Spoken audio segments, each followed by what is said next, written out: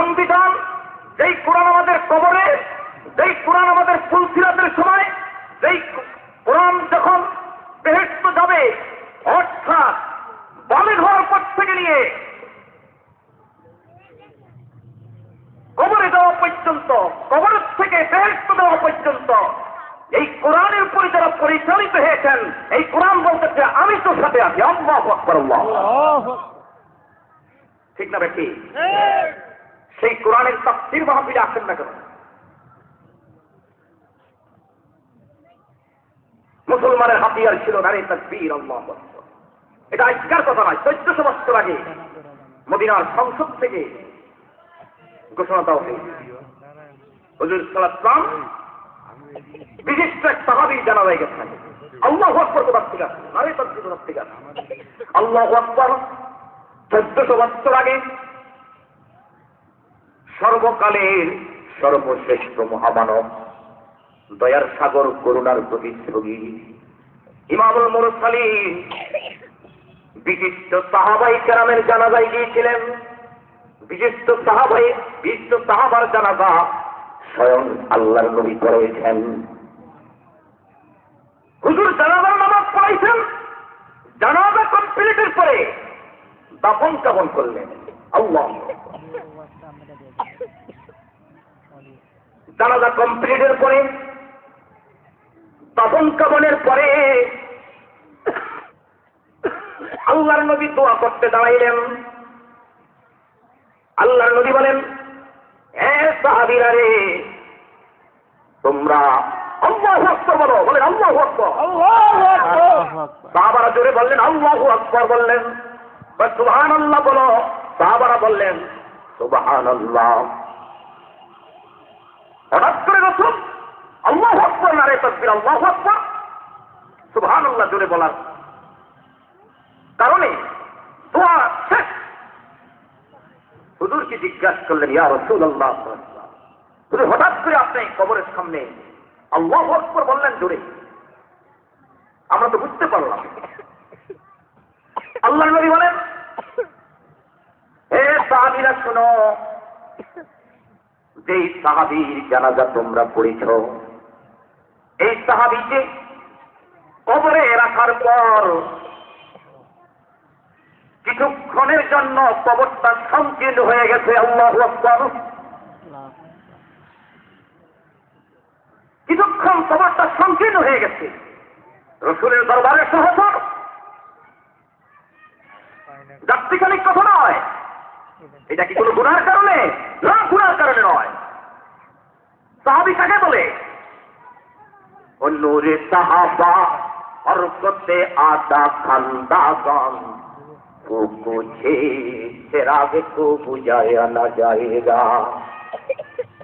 बतिद्दी कद खरीदम उमर रादुस तुमी दाराम बहुस्मानो अली यारम माना जाया रसूलल्लाह।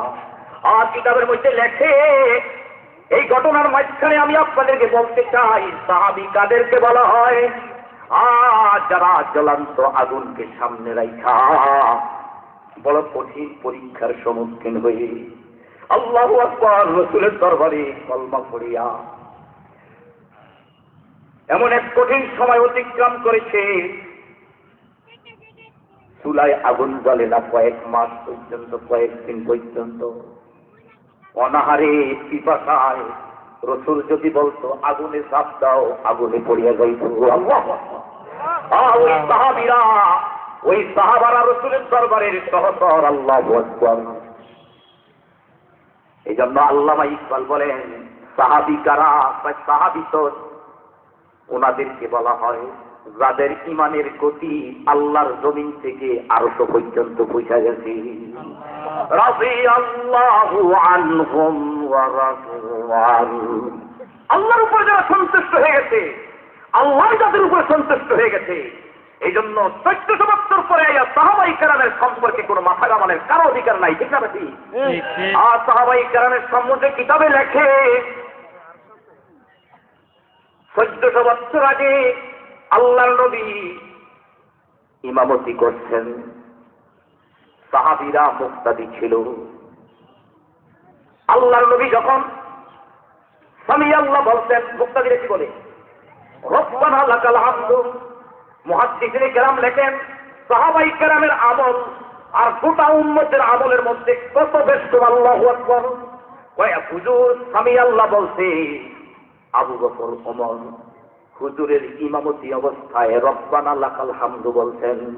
ওই রব্বানা লাকাল হামদু যে রাসূলের ইমামতি অবস্থায় মুক্তাদিরা বলছে, ওই সাহাবীদের রব্বানা লাকাল হামদুকে যদি এক পাল্লায় রাখা হয়, গোটা পৃথিবীর সমস্ত আমলকে যদি আরব পাল্লা রাখা হয়, রাসূলের ইমামতি অবস্থায় যেই সামি আল্লাহ উচ্চারণ করেছে, ওই সাহাবারা যে রব্বানা লাকাল হামদু বলেছে, ওই রব্বানা লাকাল হামদুর সমতুল্য হবে না। আল্লাহু আকবার। কারণ হচ্ছে তারা রাসূলের দরবারের সাহাবী, ঠিক না নাকি? আল্লাহ, কোথায় আফগান, কোথায় গাফসা, কোথায় আতির আমার ক্ষমতা, কোথায় জমিদস্তিনের বাগাদ্যতা। আজকে এক একজনের ডিসিশনের জ্বালায় কি যে বলেন তিনি, আল্লাহ লাগে যে খোদা দাবি করবে। যেহেতু বলতেছে রসুলের সাথে সবসময় দেখা হয়, তো হজর আবার কি দরকার? নাউযুবিল্লাহ, মাথা ঠিক নাই।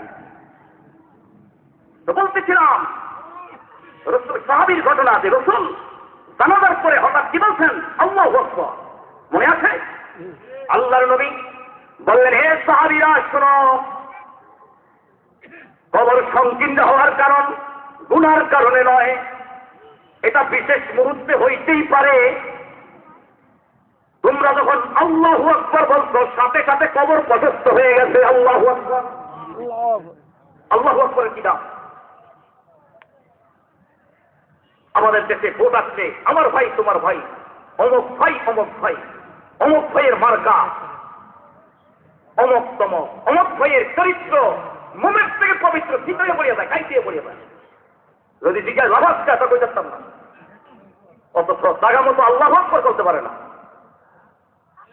আল্লাহর নবী বলেন, এই সাহাবীরা শোনো, তোমরা যে সাহাবীর জানাজায় আসছো, এই সাহাবীকে তোমরা চেনো কিনা? এই সাহাবী তো ওই সাহাবী যার জানাজার মধ্যে ৭০,০০০ ফেরেশতা উপস্থিত হয়েছে। আল্লাহ আল্লাহ। ও সাহাবীরা শোনো, যেই সাহাবীর জানাজা তোমরা পড়লা, ওই সাহাবী এমন এক ব্যক্তি ছিলেন, যখন তার রুহুটা পিঞ্জিরা থেকে, দেহ থেকে বাইর হইয়া আরশের দিকে যাচ্ছে, ইল্লিনে যাচ্ছে, তখন আরশে আরশ খুশিয়ে নাচতেছিল। আল্লাহু আকবার। আল্লাহু আকবার। আল্লাহু আকবার।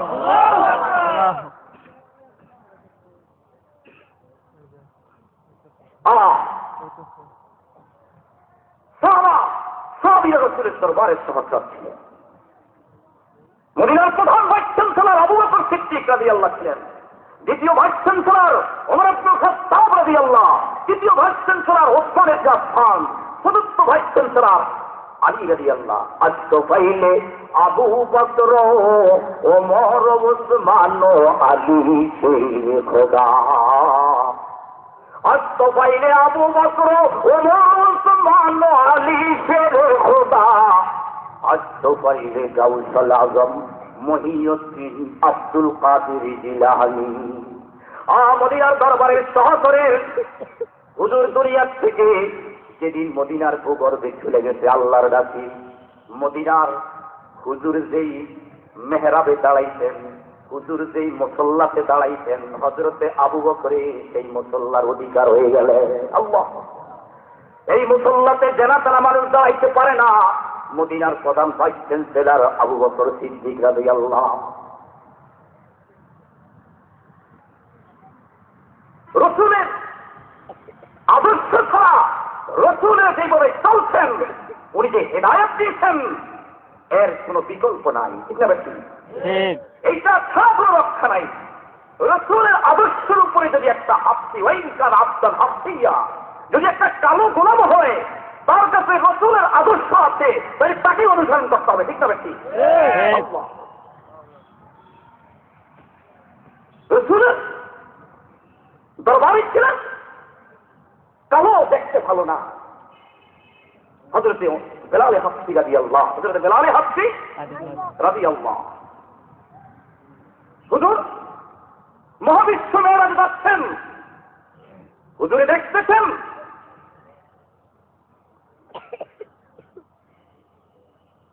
হুজুর দেখতেছেন হুজুরের মেরাজে, মহাবিশ্ব মেরাজে, মহাবিশ্ব মেরাজ আল্লাহর সাথে, আল্লাহ পাক সমস্ত নবীর সাথে কথা বলছেন, কিন্তু কোন নবীকে সেই হেদাবে কুবরা সরাসরি আল্লাহর কাছে দাওয়াত কাউকে দেওয়া হয় আল্লাহ একমাত্র কাকে দাওয়াত দেওয়া হয়েছে?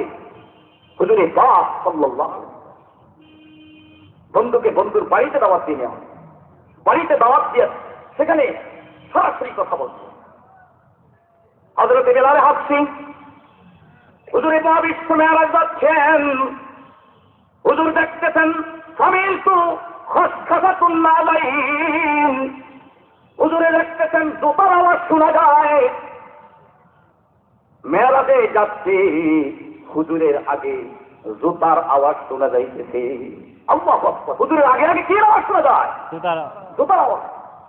হুজুর চিন্তা করলেন, কিরে এমন কোন ব্যক্তি আমার আগে আগে আর শাদিবির উপরে দিয়া উপরে দিয়েছে, বেহেশতের উপরে দিয়া সে আমার আগে আগে জুতা পাও দিয়া যাচ্ছে। আল্লামা ইকবাল বলেন, রক্তে মুসা বরবাতে আজনাব হল্লে নালাইন আজহকু আমুদ খিতাব বাজে দরমে রাজ সমেতুল জালাল মিসাওয়াদ আ ওয়াদে নালাইনে বেলা। এই নবীর একজন উম্মত আর অন্য সময় একজন নবীর সাথে দেখেন, অনেক ক্ষেত্রে নবীর সাথে তো কোনো অন্যের তুলনা নাই, কিন্তু কোনো আমলের ক্ষেত্রে গিয়া সেখানে ব্যস্ত হয়ে গেছে। হুজুর মহাবিশ্ব মেরাজের থেকে আসার পর হুজুর চিন্তা করলেন ব্যাপারটা কি, কার জুতার আওয়াজ শোনা গেল? কিন্তু যখন সেই জুতার আওয়াজ শোনা গিয়েছিল তখন কি বলেছিল যে জুতা খোলো? বলেন, জুতা খোলার আদেশ দিয়েছিল না। হযরত বেলাল হাবশী রাদিয়াল্লাহু তাআলা আনহু হুজুর মেরাজ কমপ্লিট করে জমিনে আসছেন, এই জুতার আওয়াজ কার জুতার আওয়াজ? হযরত বেলাল হাবশীকে ডাক দিল, ও বেলাল হাবশী, আমার মনে হয় মেরাজের রাত্রিতে আমি যখন উপরে যাচ্ছিলাম আমার আগে আগে জুতার আওয়াজ শোনা যায়, মনে হয় তুমি বিলালই। বলেন সুবহানাল্লাহ। আল্লাহু আকবার। তুমি এমন কি আমল করেছ আমাকে শোনাও। হযরত বেলাল হাবশী বলেন, হুজুর আমি কালা মানুষ, সাধারণ মানুষ। আল্লাহু আকবার। হুজুর আমার কি আছে, আমি হাবশী গোলাম, আপনাকে পাওয়ার জন্য নিজের দেশ ত্যাগ করে ইথিওপিয়া হাবশা দেশ ত্যাগ করে মদিনার দরবারে পড়িয়াছিলাম। আল্লাহু আকবার। হুজুর আমি দেখি আমল করতে পারি না, তাইলে কোন কারণে তুমি এত উপরে মর্যাদা পাইলা, আমার আগে জুতা পাও দিয়া যাচ্ছ, অথচ জুতা খোলার কি করবে না, আদেশ দেওয়া হয় না। হুজুর আমি দুইটা আমল করছি, একটা হইল যখনই ওযু থাকে না, নতুন ওযু যখন করি 2 রাকাত তাহিয়াতুল ওযু পড়তাম। বলেন সুবহানাল্লাহ। ওযুর খেলা আমি 2 রাকাত তাহিয়াতুল ওযু করতাম। আল্লাহু আকবার। আর আমি সব সময় ওযু অবস্থায় থাকতাম। আল্লাহু আকবার। সার্টিফিকেট, সাথী ভাই, মানে এগুলি গ্যারান্টি আমল। তো বেলাল হাবশী আর কিছুই নয়, এটা ক্ষুদ্র আমল নয়, এই আমলের বরকতে তুমি মেরাজের রাত্রিতে আমার আগে আগে চলে গেছো। আল্লাহু আকবার। অথচ মেরাজে বেলাল হাবশীকে জুতা খোলার আদেশ দেওয়া হয় না। অন্যদিক নবিকুল সম্রাট হযরত মূসা আলাইহিস সালাম যখন সিনা পর্বতে তুয়া উপত্যকায় যখন তিনি জুতা পাওয়া অবস্থায় নবুয়তি লাভ করলেন, আল্লাহকে দেখলেন, আল্লাহকে তিনি দেখলেন। তুয়া উপত্যকায় যখন হযরত মূসা আলাইহিস সালাম নবুয়তি লাভ করলেন, আল্লাহকে দেখলেন, সেখানে মূসা আলাইহিস সালামের উপরে জুতা খোলার আদেশ আসছে। জুতা খোলার কি আছে? আল্লাহ পাক কোরআনে বলেন, ফালাম্মা আতাহা নুদিয়া ইয়া মূসা ইন্নী আনা রাব্বুকা ফাখলা নালাইকা ইন্নাকা বিল ওয়াদিল মুকদ্দাসি তুয়া। আল্লাহ পাক বলেন ওয়ালাম্মা আতাহা নুদিয়া ইয়া মূসা ইন্নী আনা রাব্বুকা ফাখলা নালাইকা ইন্নাকা বিল ওয়াদিল মুকাদ্দাসি তুওয়া ওয়া নাখতারতুকা ফাত্তাবি'নি লিমা ইউহা ইন্নানি আনাল্লাহ। এই দিকটা হযরতে বেলাল হাবশির উপরে জুতা খোলার আদেশ আছে না? নবীকুল অন্যতম সম্রাট হযরতে মূসা আলাইহিস সালাম, নবীকুল অন্যতম নবী হযরতে মূসা আলাইহিস সালাম যখন তুয়া উপত্যকায় আসলেন, আল্লাহ পাক বললেন, হে মূসা, এটা পবিত্র স্থান, তোমার পাও মোবারকের সেই জুতা আছে, জুতা দুইটা খুইলা ফেলো। আল্লাহু আকবার। অথচ নবীর উম্মত হযরতে বেলাল হাবশি, উনি মহাবিশ্ব মেরাজের সময় হুজুরের আগে আগে জুতা পাও দিয়ে যাচ্ছেন, ওনার উপরে জুতা খোলার কি আছে না? আদেশ আছে না? এটা কার বরকতে? মুহাম্মদুর রাসূলুল্লাহ সাল্লাল্লাহু আলাইহি ওয়াসাল্লাম। এই জন্য আল্লামা ইকবাল বলেন, বাজে দরে মে রাজে সমে জুল জালাল মিশাওয়াত আ ওয়াজে না লাইনে বেলাল রস্তে মূসা বরবতাতে আ জনাব খল্লে না লাইন আযফু আমদ খেতা। এর কারণে নবীর দাম কমে না। নবী নবীর জায়গাতেই আকীদার কথা, ইসলামের মৌলিক একটা কথা শুনেন, সারা পৃথিবীতে যত নবী আছেন, কোন নবী আল্লাহর সমকক্ষ হইতে পারে না। নবী নবী, আল্লাহ আল্লাহই থাকবে, নবী নবীর জায়গায় থাকবে।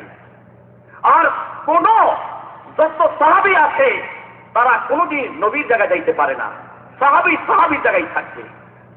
সারা পৃথিবীতে যত আউলিয়ায়ে কেরাম আছেন, আব্দুল কাদের জিলানী সহ সমস্ত আব্দুল কাদের জিলানীকে যদি, কয়েক হাজার আব্দুল কাদের জিলানীকে যদি এক পাল্লায় রাখা হয়, আর একজন সাহাবী যিনি রাসূলকে মাত্র কয়েক ঘন্টা দেখছে, তারপরে তিনি শহীদ হয়ে গেছেন, ওই সাহাবীর যে ঘোড়ার ধুলা, ওই ঘোড়ার ধুলা যদি কে আরব পাল্লা রাখা হয়, হাজারো আব্দুল কাদের জিলানী ওই ঘোড়ার ধুলার সমান হবে না। আল্লাহ আল্লাহর জায়গায় থাকবেন। ওয়াল হাইয়ুল কাইয়ুম লা ইয়ামুত দাইমান আবাদান। তিনি চিরজীব, তিনি প্রতিষ্ঠিত, চিরপ্রতিষ্ঠিত, তিনি তিনার জায়গায় থাকবেন। তিনি এখনো আছেন, সামনে থাকবেন। কুল্লু মান আলাইহা ফান ওয়া ইয়াবকা ওয়াজহু রাব্বিকা যুল জালালি ওয়াল ইকরাম। আল্লাহ পাক বলেন, সারা পৃথিবী ধ্বংস হয়ে যাবে, সারা পৃথিবীর দৃশ্য, আসমান জমিন যা কিছু আছে সব শেষ হয়ে যাবে, একমাত্র আল্লাহর সত্তা বাকি থাকবে। তিনি থাকবেন, ঠিক না? ঠিক। তিনি একমাত্র থাকবেন। তিনি হুয়াল হাইয়ুল কাইয়ুম লা ইয়ামুত দাইমান আবাদান। বলেন রব্বানা লাকাল হামদ। রব্বানা লাকাল হামদ। সমস্ত প্রশংসা কার জন্য? আল্লাহ। এজন্য আল্লামা ইকবাল বলেন, হে তু মওজুদ আযল, হে তু মওজুদ আযল সে কি তেরে জাত কদিম। अरे थे तू मौजूद अज़ल वैसे ही तू ज़ाते कदीम फुल था जीब समन पर ना परेशान थे शमीम। আল্লামা ইকবাল বলেন, হে আল্লাহ, আপনি তো ওই সত্তা, ওই খোদা যিনি এখনো আছেন, সামনে থাকবেন, সারা পৃথিবী যখন ধ্বংস হয়ে যাবে আপনি একমাত্র থাকবেন। আল্লাহু আকবার। আল্লাহর প্রশংসা, আল্লাহর প্রশংসা করলে আল্লাহ পাক খুশি হন।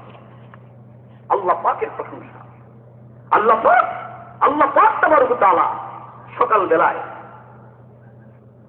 ফুল ফুটে থাকে, সেই ফুলের থেকে যে সুবাস বাতাস আসে, আল্লামা ইকবাল বলেন, হে আল্লাহ, ওই বাতাসের সাহায্যে ফুলের সুগরানের ব্যবস্থা হয়, এটা আপনারই ক্ষমতা। আল্লাহু আকবার।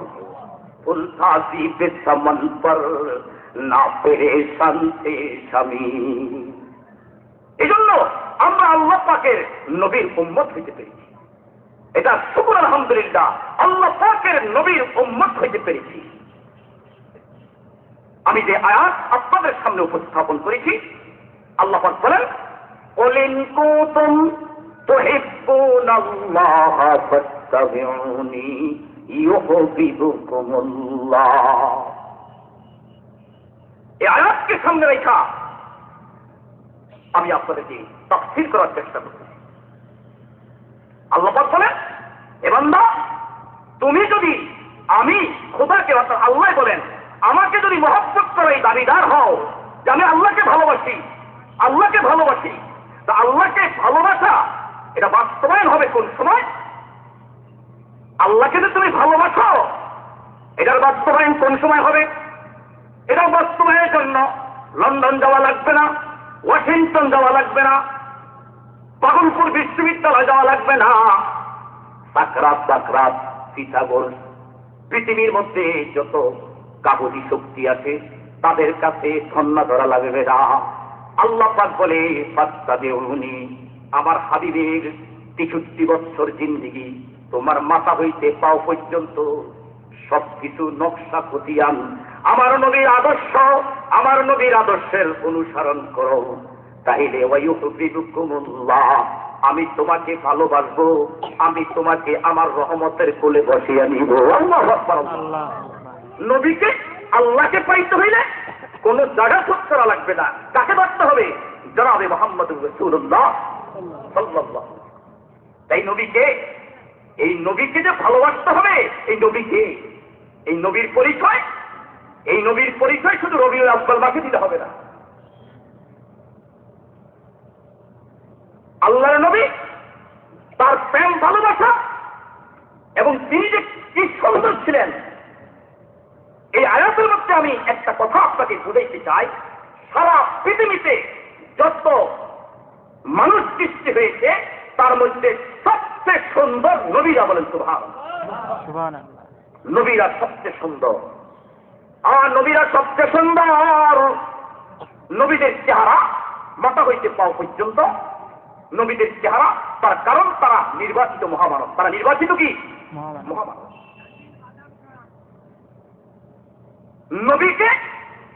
নবী মানুষ কিন্তু মহামানব, শ্রেষ্ঠ মহামানব, বলেন শ্রেষ্ঠ মহামানব, সাধারণ মানুষ নয়, শ্রেষ্ঠ মহামানব। নবীদের পেশাব, নবীদের পায়খানা, নবীদের ঘা, নবীদের রক্ত, নবীদের স্ত্রী আমাদের থেকে সব ভিন্ন।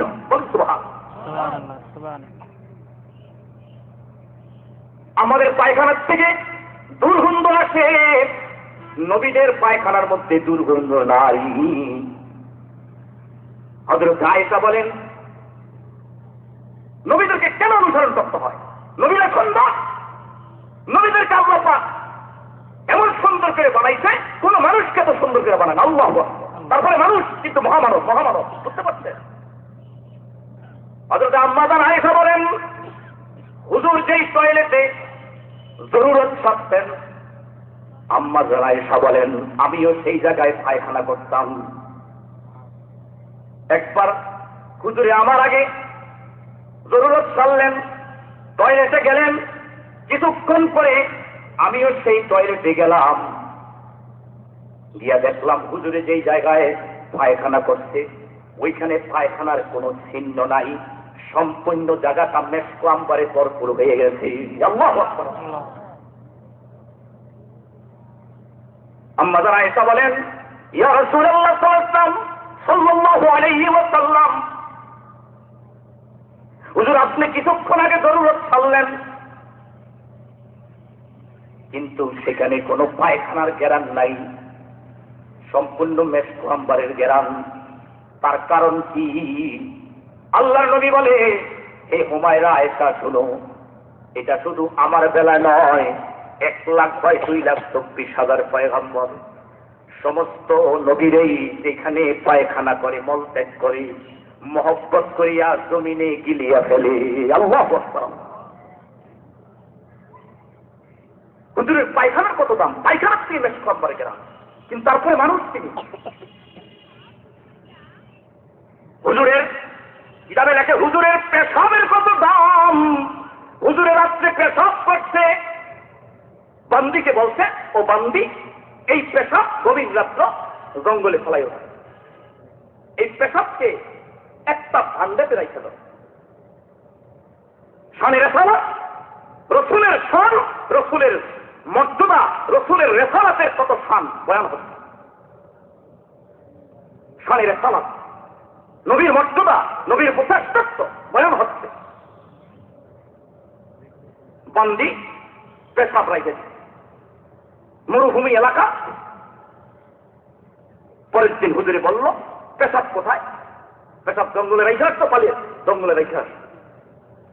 কিন্তু মাঝখানে এই পান দিয়ে রসুলের পেশাব জঙ্গলে যখন রাখতে যাবে, নিক্ষেপ করতে যাবে, সে চিন্তা করলো এটা তো সাধারণ মানুষের পেশাব নয়, মহব্বত করিয়া রসুলের পেশাব খাইয়া ফেলছে। আল্লাহ আল্লাহ নবী বলেন, এ বান্দি পেশাব কোথায়?